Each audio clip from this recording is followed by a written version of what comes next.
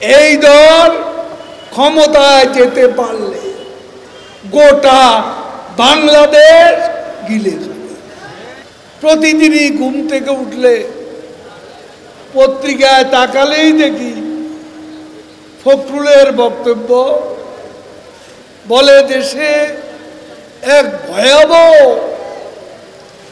অবস্থা বিরাজ করছে।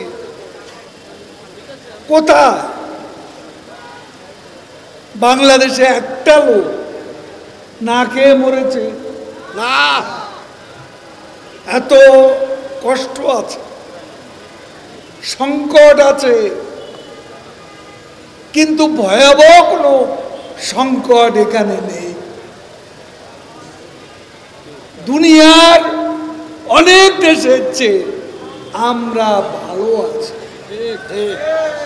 আল্লাহর রহমতে শেখ হাসিনার নেতৃত্বে আজকের যে সংকট, আমরা আশা করি এই সংকটও কেটে যাবে।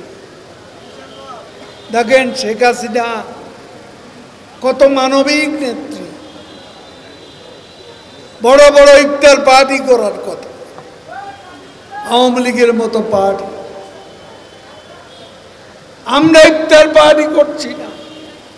শেখ হাসিনা বলেছে ইফতার গরিবের মধ্যে বিতরণ করতে হবে।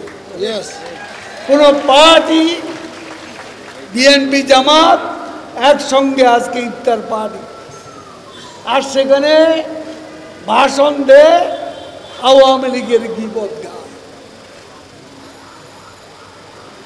আওয়ামী লীগের গীবত গায়। এর উদার দিনেও শুধু মনে রাখবেন,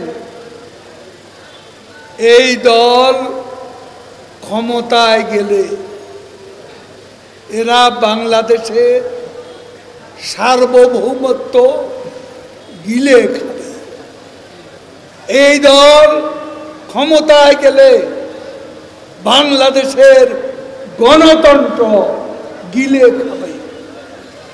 এই দল ক্ষমতায় গেলে বাংলাদেশের মানুষের নিরাপত্তা গিলে খাবে।